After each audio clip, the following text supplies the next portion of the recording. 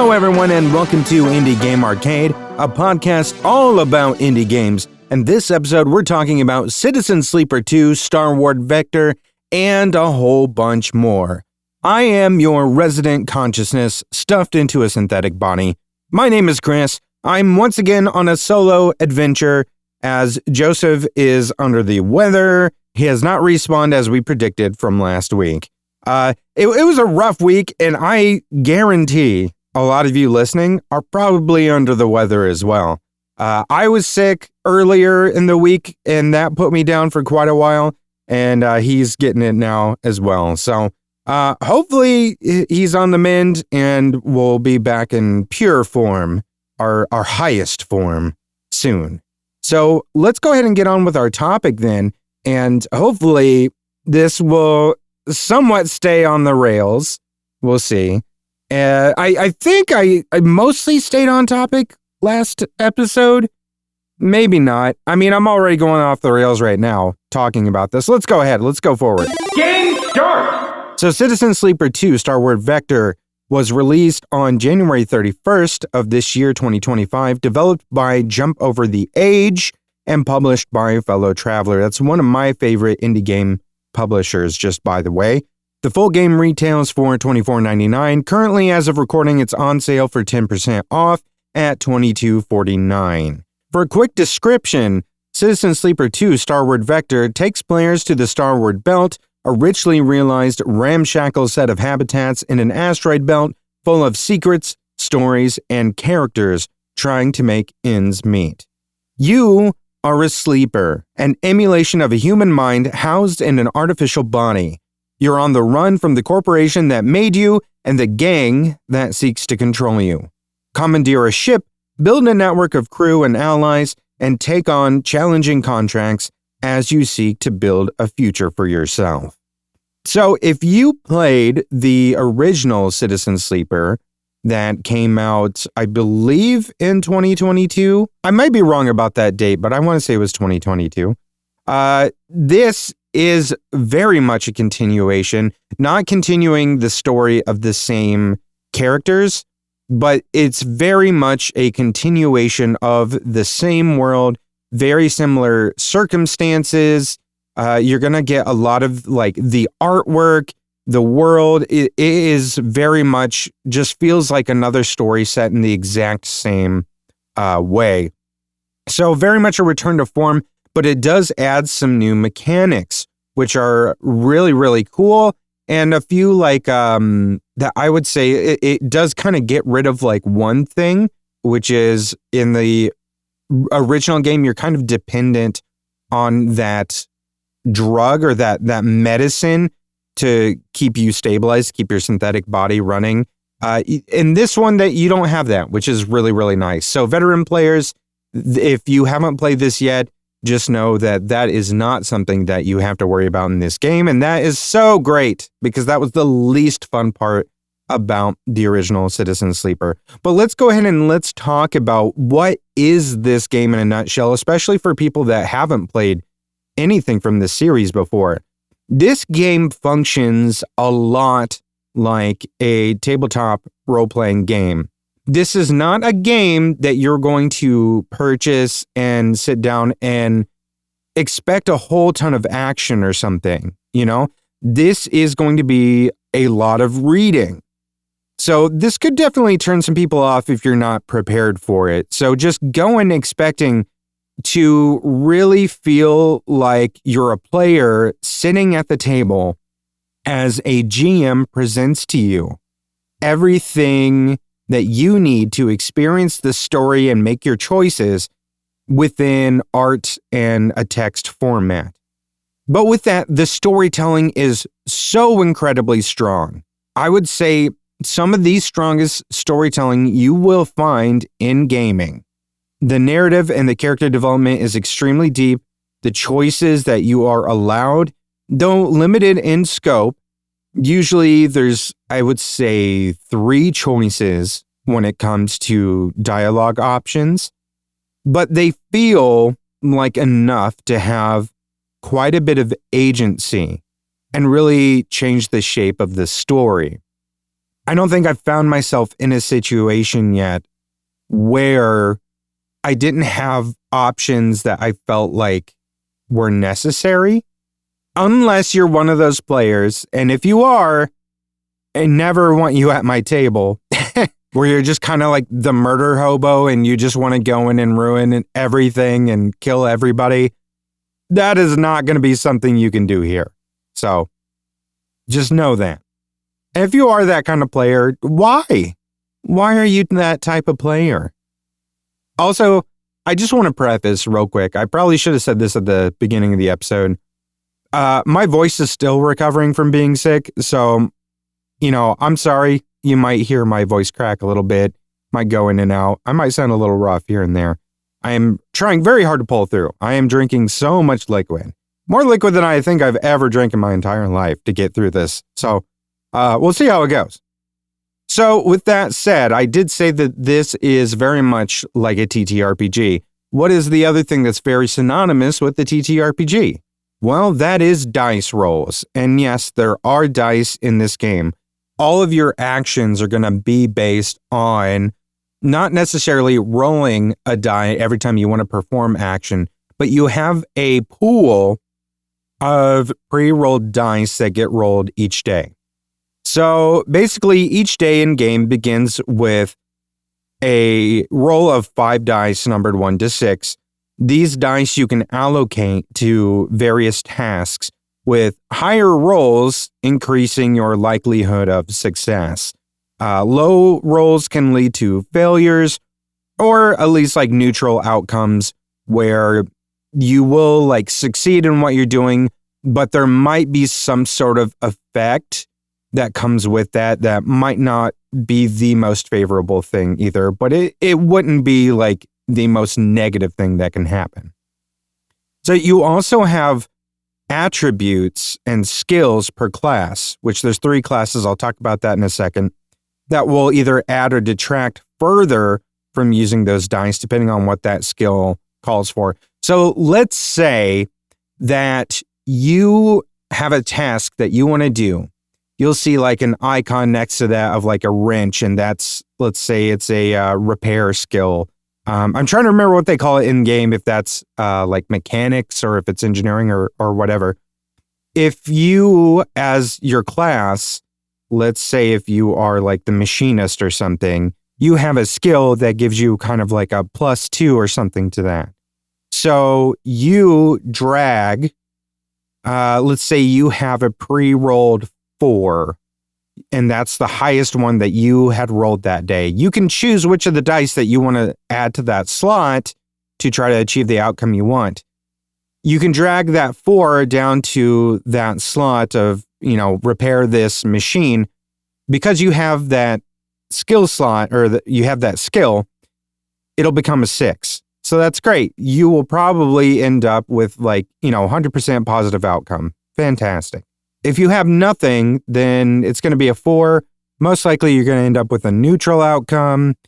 And let's say that you are an operator who is not good with those kind of skills. That's your class. And you have like a -2 to that specific skill. You drag that 4 down there. You have like a -2 detractor. So it's going to be a 2. You're probably guaranteed a negative outcome. The way it does this, I don't want to say it's guaranteed to be negative. It's all in percentages, right? So in that case, it would probably be like 50% of a neutral outcome, 50% of a negative outcome, something along those lines. That pure 4, my guess, would actually be 25% positive, and then probably 50% neutral, 25% negative. So that'll give you a little bit of an idea of how you can use those pre-rolled dice that you get every day, drag those to whatever kind of task you want to do. I'll get more into like when those tasks appear, why you would want to do those in a little while. But let me talk about those 3 classes. This is what you choose at the very beginning of the game. There is the operator. Operators are really meant to be hackers. They're good at cracking security systems.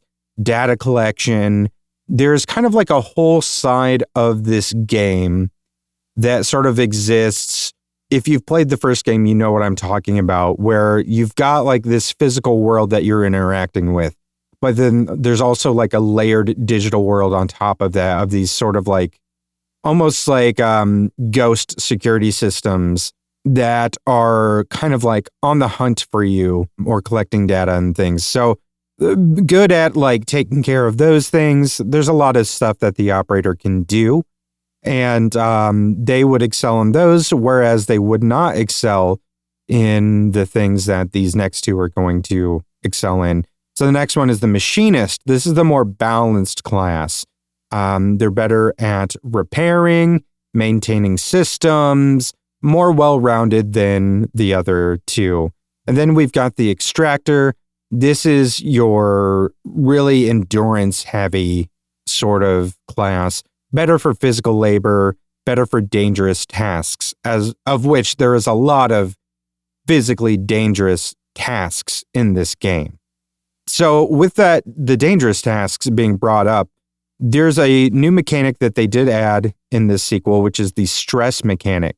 So there's this stress system where accumulating stress can impair your dice rolls and your actions. So like you fail a die roll, or let's say there is a little bit of like self-management in this too, in a way of like survival games, in that you can go hungry, you can end up with like a starving effect.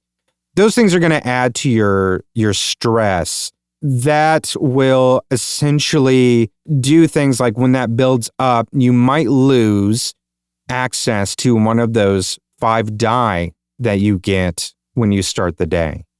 So that would suck, right? Because that 5 die pool is already semi-limiting for the amount of things that you could possibly do, or at least the amount of things that are available for you to do in a day. You can only really do so many things as many die that you have. Because if you don't have a die, you can't execute an action. And if you start a day with very poorly rolled die, let's say you have like 3 ones, you might not want a chance doing anything because you are more than likely going to end up with a lot of negative outcomes. So that means a lot of failures. That means a lot of raised stress. So like that on top of losing the possibility of like losing one of those die could very dramatically impact your game. So managing that stress is extremely important. Another new thing that they added this time around is the idea that you can recruit and manage a crew. So in the previous game, this is a solo outing. It is just you taking care of you, taking care of your own business. Here, you immediately start with one person along your side. You have the opportunity to recruit another person pretty quickly, and you can recruit others as you go. So you essentially are building a crew for your tiny little ship that you've got. You want to be able to build and maintain those friendships, those relationships with these characters to be able to utilize their abilities and skills, because their morale will impact those things. So I talked about the skills that you have. They will also have their own unique skills. And when you go out on, let's say, a mission, again, I will get to missions and things like that in a little bit. You can take some of your crew with you. And talking about how you are limited with those 5 die. So the crew that you bring with you will also have their own die. Not as many as you. I believe it's 2, if I remember correctly, like 2 each, which is great. So that means more opportunities to do more things. But you definitely want to be able to utilize them to their full potential. And if you aren't taking care of your crew, their stress goes up, you aren't going to be able to utilize that. So there's that. So let's get into what makes this game a game. What makes this game flow? What's the progression like? What is the point? So there is somewhat of a through line story for sure, but there's a lot of branching stories that will also take shape alongside of like this main kind of plot. And as that happens too, you'll be doing things like taking contracts within the day to day. Contracts are basically like your quests or your missions that maybe you take so you can earn some money for ship repairs or as something to advance the plot for yourself or advance the relationship with a crew member. Each will have its own set of challenges and rewards. And high pressure missions within these contracts will require careful planning and resource allocation with the potential for some very significant consequences based on your successes or failures. So high risk, high reward. And those risks are pretty risky, to say the least. So with that said too, another departure from Citizen Sleeper, the original game, and this one, again, since you do have a ship and you have a crew, you need to maintain rations. Again, talking about how some of your stress is managed by like you have to keep yourself fed. So you need food. You also need fuel. And you need that fuel to be able to get to certain places. So you have a map in this one. And some of like the contracts and things you take on will have you having to travel to different places. It's not like the original, which was very, very much confined to one single place. So there's some traveling and stuff involved, which does mean a lot of resource management and allocation with this. So with all that said, the main story has a lot of branching paths as well, which means multiple endings. One of the hallmark features of the first game was that there was multiple places where you could choose to end the game or choose to continue and see if you could find another plot thread to pull on if you so chose. And this game is much larger in scope, with the ability, like I said, to travel multiple places. And there's tons of like factions, characters, contracts, so many things to experience that you just won't be able to experience all of it in one go. And I do think that is something that should be pointed out with both the Citizen Sleeper games, is that there's no true ending with these. The ending is basically where you choose to end the game. That might not be satisfying for some people, especially like some of those 100%ers, those completionists.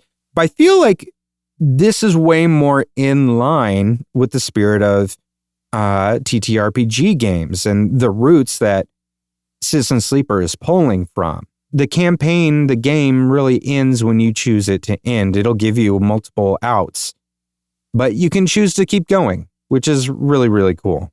That happened multiple times. My first playthrough with the original Citizen Sleeper, I didn't know that was a possibility, and it would ask you, you would kind of like come to a head closing in on part of this story, like a big major part, and it would be this really cool event. And then it would tell you like, you can choose to end the story now by leaving this area, or you can choose to stay and, explore or continue. And I just kept choosing to stay and then exploring until like, I just really kind of felt like there wasn't anything else more satisfying for me to find at that time. And so I ended up leaving eventually and ending my story. But I love the idea of that, of putting the ending in your hands. Because again, when it comes down to it, Citizen Sleeper isn't about playing a video game from A to B. It is about enjoying a journey, enjoying a solo TTRPG experience, just digitally. So with that said too, let's talk about the art and the sound. The music here is super atmospheric, and it can get intense at times when you're in a bad spot, which really adds to the excitement of it. But it suits it so well. And then the art, as I said at the very top of the episode, continues from that first game. It's a very mixed style, with the environment being pretty simple, like low-res poly as far as your overworld, like the map, the space station, all of that kind of stuff. then you've got this very minimalist line art UI. And then all the characters are these prominent hand illustrations that are somewhere between Naoki Urasawa and Jeff Lemire. And they're really expressive and gorgeous and just give a ton of personality to every character. What's interesting too is I'm a huge fan of Naoki Urasawa. As soon as I started playing Citizen Sleeper 2, I was just like, you know what? This is reminding me so much of his art style. I need to go read some more stuff. Pluto and 20th Century Boys, like I had just read back through those, I think like last year. So now I'm reading Monster for the first time and just so hooked on it, which is weird because I feel like I should have read Monster first since that was like, I think his first big one, but whatever. 20th Century Boys is probably one of my favorite mangas of all time. Anyway, I'm starting to derail again. I need to get back on track. Let me say that in my experience, I had a great time sitting down and playing this. I loved the first game, and I just kept playing and playing it, as I kind of reiterated already. I played the Extractor class for a while in this one, which is also the one I played all the way through in game one. So I really think that even though like I've gotten through part of Citizen Sleeper 2 as the Extractor, I want to experience something a little bit different. So I'm going to probably stop my current playthrough, start over again as one of the different classes and experience like what that's like to see really just how different gameplay can be with a different class. But I'm really digging the story so far. I don't think I really touched on how it begins, but it's essentially of like you waking up, you have amnesia, and someone is helping you escape this gang essentially that has been like controlling you, and you're on the run. I mean, you were on the run in the first Citizen Sleeper, and so, you know, similar vibes in this second one, but very, very welcome vibes. It suits the story very well. Very good sort of sci-fi noir adventure story. There's a lot more of a feeling in this sequel of like a spirit of adventure and a cautious freedom than I felt playing the first game. The first game, I felt a lot more, I don't know, it felt a lot more confining and contained and a lot more of like a paranoid kind of story. Whereas this one so far just feels way more adventurous. And I'm so excited to see where this takes me. So if you are into TTRPGs and would like a solo sci-fi experience, this is the perfect game for you to play. It definitely can be one of those games, though, where you need to be in the right mood, in the right mindset to sit down and play. Again, if somebody's going in like, hey, I just need a game to spend 30 minutes in, I've got a short amount of time, or I need a game to really get me pumped up and stuff, then I would be cautious. But if you are someone that's like, I am jonesing for a TTRPG experience, I don't have like a group right now, or, you know, my group is never getting together, which is like the pitfall of almost every person that wants to play a TTRPG. If you want to experience a story like this on your own, especially I would recommend playing this like on your Steam Deck or something, in bed, in the dark, or lights off or something. This is the way to play this game. It is an experience. And I do want to say too, they did turn this into an actual TTRPG called Citizen Sleeper: Cycles of the Eye. It's published by Lost in Cult.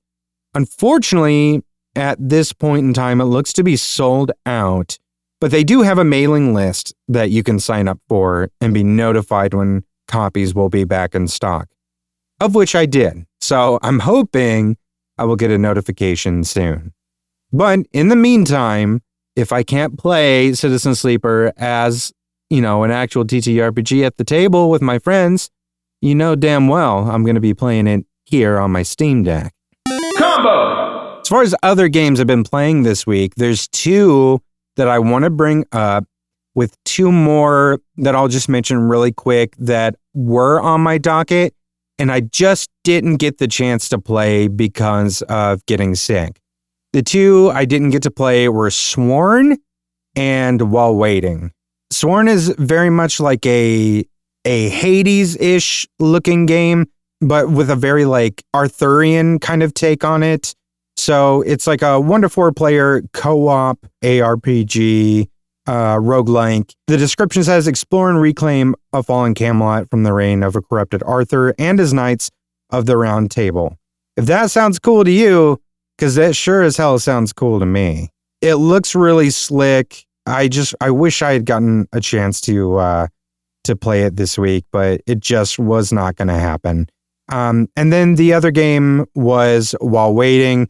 This was by the same people that did Moncage, and this is such a strange game because essentially it just kind of gives you like a vignette of like a bunch of different situations, and you could finish this game by doing nothing. Like you can just wait for all these things. Like there's stuff like waiting for traffic to clear, wait to claim your bag at like a baggage claim thing. You just posted something online and you wait for people to like your post. It's really just about waiting and letting stuff happen, but they put things in each scene for you to mess with. So it's really a little bit of like a tongue-in-cheek psychological experiment in my head. Something kind of fun, something goofy. You see the artwork on it and, you know, it's definitely got a humorous look to it, like a cute kind of animation style with some goofiness to it. And yeah, it's kind of like a chill, I don't know if this is one I would call cozy, but a really chill game, real chill atmosphere and vibe to it. So it'd be another one that would be really great for your Steam Deck. Doesn't have a lot of reviews yet. This came out on the 5th, and I'm very, very surprised that it has so few reviews, but I would definitely check this one out. Again, it was on my list for this week, but with the limited time I had, because I was, very, very sick in bed, and I'll spare you the details, but, both holes were sore. I'll just tell you that much. Because of that, not many games got played this week. But let's talk about the games that were played after I overshared and probably creeped you out so bad. The first one was Keep Driving. This came out February 6th. Keep Driving is an atmospheric road trip roguelike RPG. So you select your car, your employment status, and then you set out on the road with the destination on the map that you're proceeding to over a period of time, planning your own route town by town to refuel, fix up your car, eat some food, or work odd jobs for cash to do all those different things. You can also pick up like hitchhikers, which all have different stories, and they could be friendly, or they might be a little bit troublesome, depending. It's all procedurally generated, so it's going to be different like each run. So it is a roguelike. The big mechanic here is that you'll run into different hazard events, which are almost like a turn-based RPG, but it could be like a series of potholes, a speed trap, a slow car in front of you, etc. And for each one, you'll be presented with these different icons that represent the toll that they'll take on you.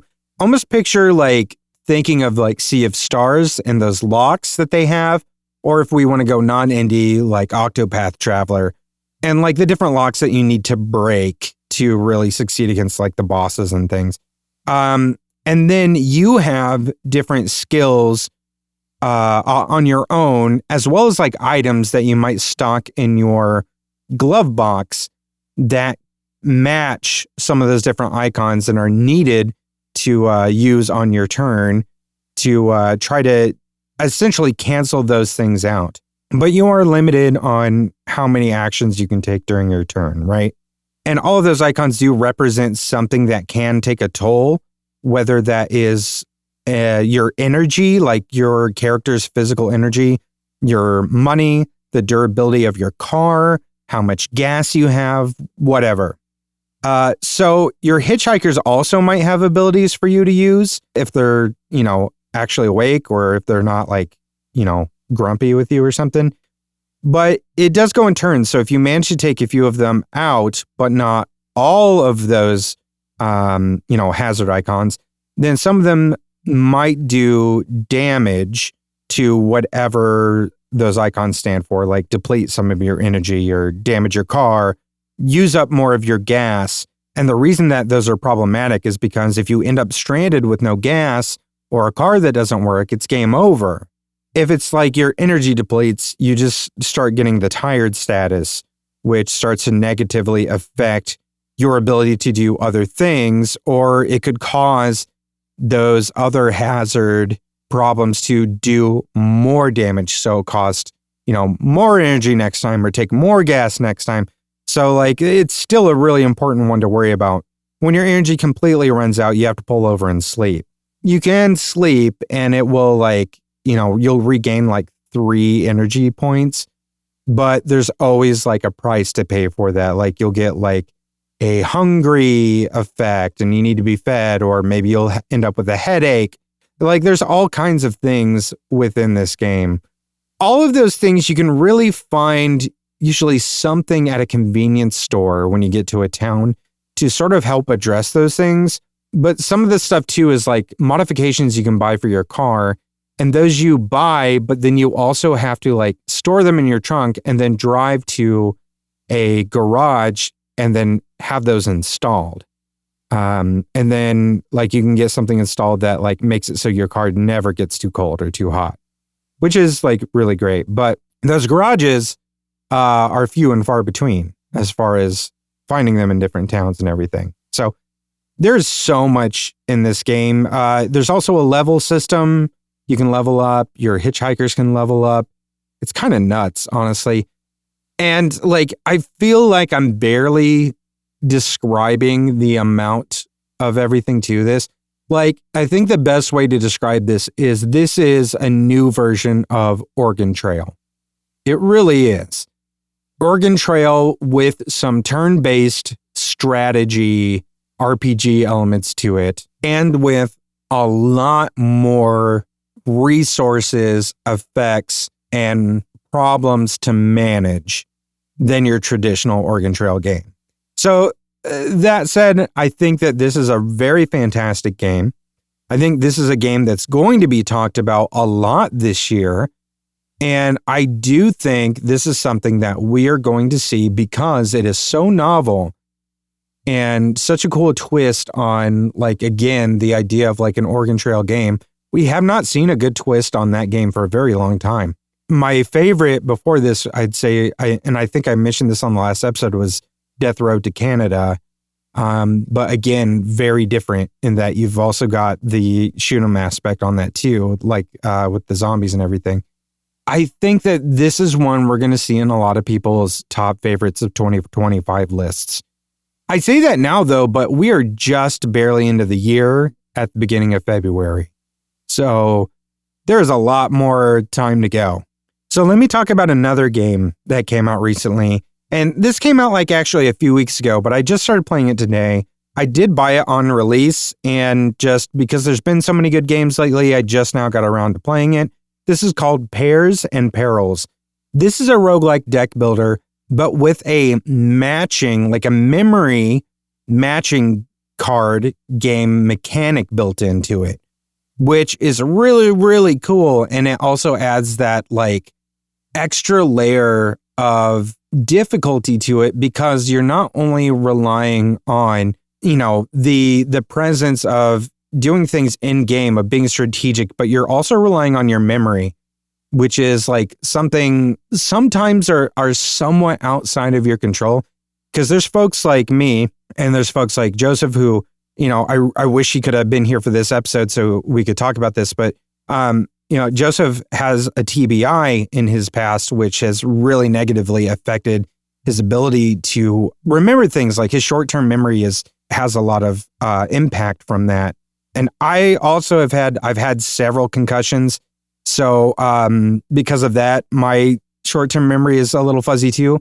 So this is definitely a game that really exercises that. And I've really been enjoying it because it has added that extra layer of challenge onto it. And it's like helping me exercise that part of my brain that really does need extra help. So it's almost like getting me a little bit of like help in an area I need it, but making it fun. And that is something that I really was hoping this game would provide, and it does provide it in spades. So essentially, you are engaging in turn-based combat where you will see a couple enemy cards flipped over at the top of the screen. You will get your deck of cards laid out in front of you. You'll see them as they're being placed down, but they're being flipped over in quick succession, right? And then you are having to rely on your memory to try to find pairs, flip those over. The enemies have like a timer on them that kind of counts down, and every enemy is different. They have different timers, they have different health, they have different shield and attack and other effects. And basically the enemies won't attack until their countdown timer, reaches 0. How that timer reaches 0 is how many times you fail at making a match. So let's say I flip over 2 shield maidens. The 2 shield maidens, they all of your cards also have their own effects and everything. The shield maiden in particular will attack the enemy, taking some of their HP away, but also will give you some temporary health, like, a shield. So that's kind of one example. There's like another one, which is a seer, which is one of my favorites. You match him. He will do an attack, but he will also flip over one of your cards for a split second. So then on your next turn, you at least know what one of those cards is. There's also as you progress through different layers of the dungeon, think of, in any roguelike deck builder, you're kind of progressing through levels. You do so many rounds, then you go to the next level of the dungeon and it's harder. How things get progressively harder is not only will the enemies multiply, you'll have more enemies, those enemies will progressively get harder. Traps will start getting introduced onto, mixed into your deck. And as far as I know, there's no way to get rid of those traps. It happens per, battle, essentially. Like when you go to a merchant or something and try to remove a card, those trap cards are not in there to remove. I'll explain something about that in a minute that can help you though. Essentially, if you see a trap card though, you got to remember where that thing is and try not to flip it over again. However, in my playthrough of it, I did one this morning. I kept forgetting again. Bad memory. I flipped it over. I did it so many times in one match. I got an achievement for triggering the same trap 5 times in a single run or a single match. So yeah, there's an achievement there if you do want to try it. So there you go. I got a lot of achievements today. So there's that. You can also earn more cards, and there are rare cards. One of my favorites, the Berserker, who gets Fury, does a lot of damage. So his damage will begin to stack the more Fury he gets, which is really cool. You can upgrade cards so that they do more damage, or their effects do more for you, extra shielding, extra health, healing you. In addition to that, you can also earn trinket cards and things like that. So different things that set to the side of the playing field to add different boons. And it's, the kind of trinkets that you would usually see in a roguelike deck builder, replenish 3 health after every battle, etc. One of the ones that's really great is one that will, I can't remember what it was, but I had one that would mark at least 1 trap when it was out. So if I saw a trap, it'll pin that trap for me. And then I'll know that's a trap. Someone cue, Admiral Akbar right here. But, you might end up with tons of traps out there at some point. There's also enemies you might encounter that will curse certain cards for a little bit. And either you can't use them for so long, which will complicate things. But it's a really, really cool game. It's a really cool brain exercise and activity. It all culminates where like the end of the run, I think once you get through like 5 levels, you go up against like a boss essentially.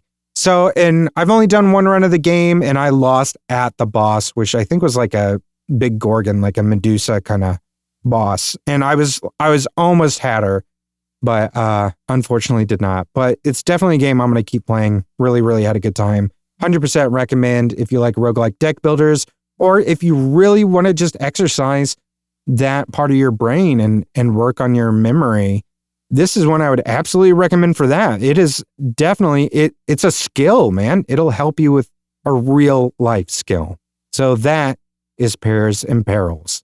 Final round! As far as upcoming games on our radar, wish list, or play calendar, I was going to close with one and then I'm like, that's a bummer. I'm going to start with this one and get it out of the way. There was one I was excited for a long time. I am no longer excited because it got canceled. I'm very sad about this. This is Earthblade. So Extremely OK Games was the studio that created the amazing game Celeste.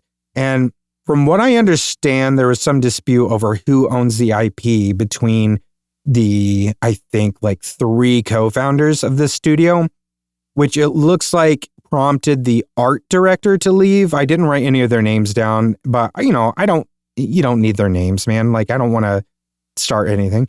And at this point, I think they were like 5 years or so into the development of Earthblade, which is longer than they wanted to be.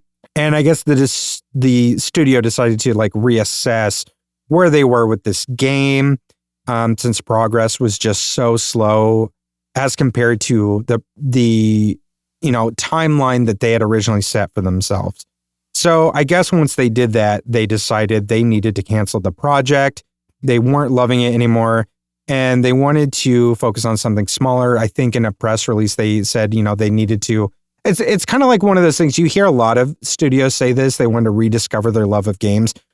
And like that always seems a little bit dramatic, but I definitely understand what they mean because as somebody whose work life is very project based, I understand being stuck on a project for a very, very long time. And it makes you start dreading the work, even if it's like work that you came into originally really loving, really having a passion for. And then it just drags out and drags out and drags out, and you're stuck in the same world for so long. And then eventually you just kind of get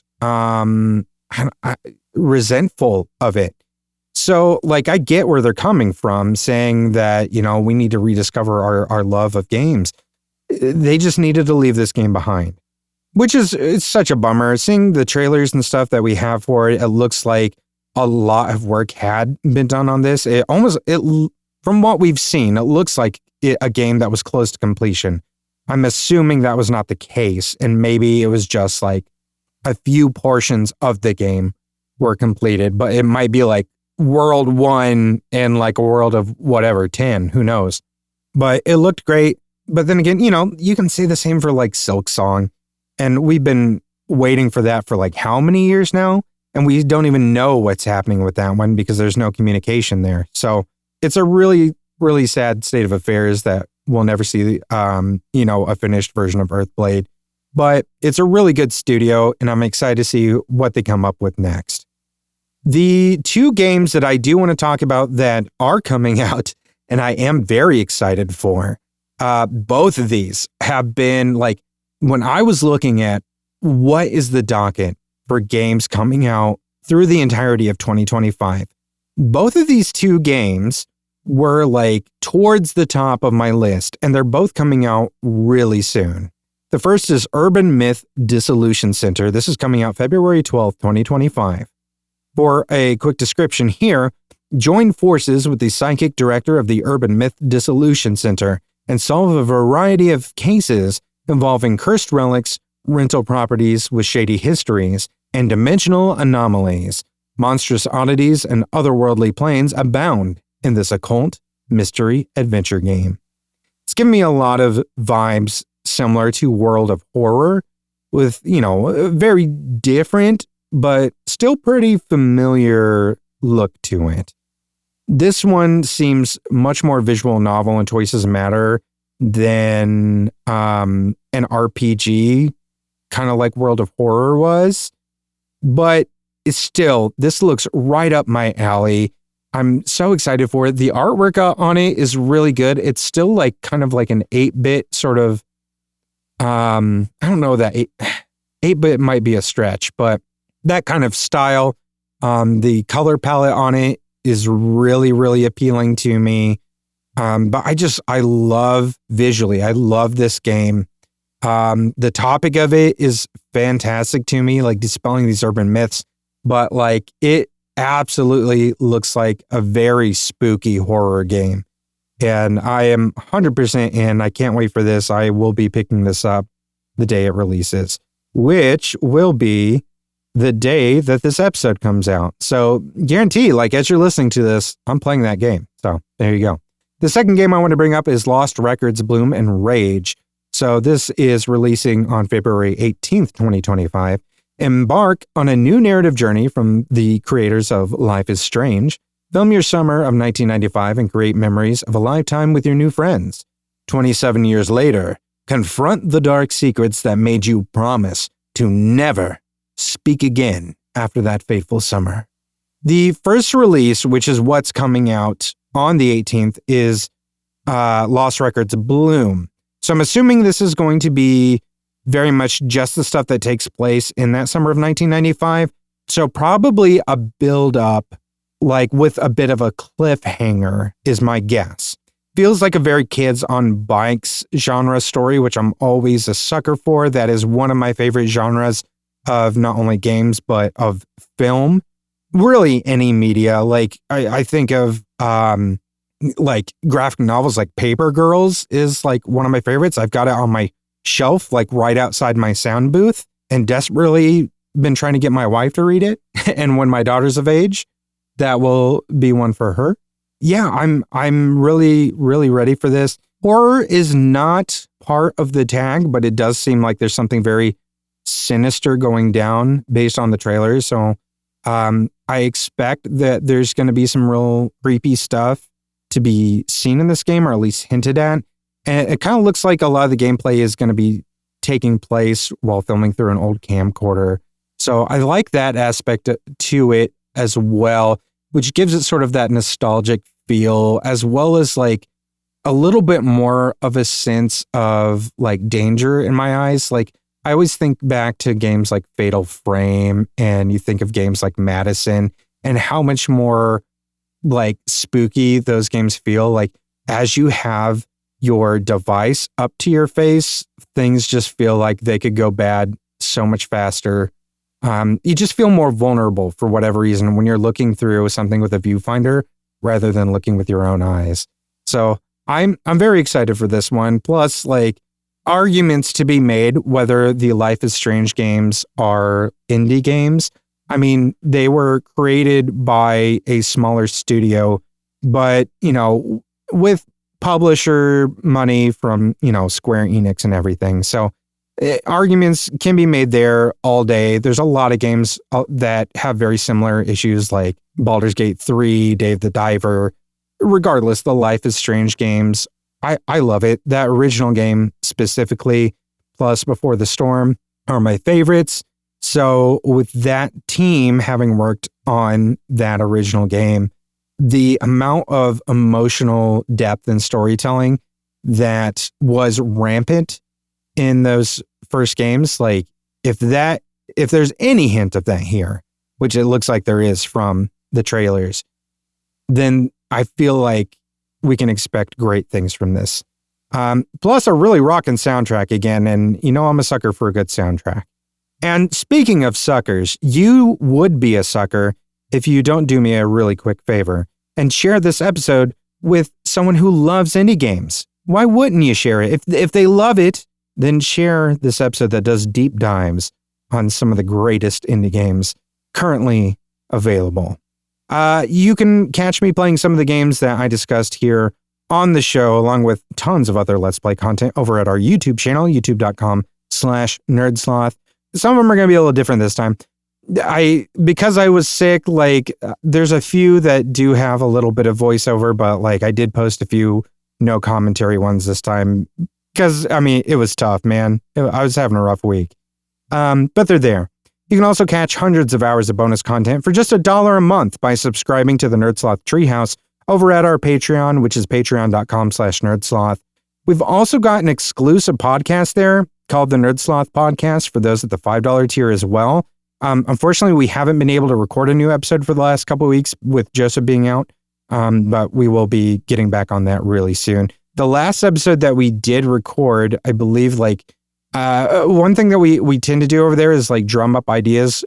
At Sloth Creative, we do podcasts and stuff, but we also do a lot of we are writing, in the middle of writing a lot of TTRPGs and things, and we're getting into the playtest stage of some of those. You can see the progression of some of those there, and some of those episodes too, you can hear us brainstorming ideas for new ones. So if you like that kind of idea, if you being a fly on the wall, hearing the creative process, not every episode is that. Some of it's just ridiculousness, but we do a lot of brainstorming sessions in that podcast, which is a lot of fun. So if you're interested in that, you can check that out. Like I said, that is at the $5 tier level. And there's a lot of other exclusives available only to those tier members as well. At nerdsloth.com, you can find a link to our Discord server along with a whole bunch of other extra information on some of our other former podcasts and some of the other work that we do. You can also join our subreddit for Indie Game Arcade and help me post some more reviews of indie games so more folks can find the games that suit their play style. And please email us, what games are you playing? What indie games are you up to? I would love to know. And if you've got some good recommendations or something like that, maybe we'll read it here on an episode. Game over. That's going to be game over for me. My name is Chris, and I'll continue on the next episode. Continue. Indie Game Arcade is recorded and produced by Sloth Creative. If you're looking for more gaming content, head over to youtube.com/nerdsloth. For additional podcasts, go to nerdsloth.com. If you'd like to support the show, there are multiple tiers available at patreon.com/nerdsloth, with hundreds of hours of bonus content from everything we do at Nerdsloth Creative, including bonus gameplay videos of the games we talk about on the show. The theme music for the show is Retro Game Tapes by Audio Lime. If you'd like to get in touch with us, or if you're an indie game developer and would like us to consider reviewing your game, send us an email to podcasts@nerdsloth.com with the subject line Indie Game Arcade.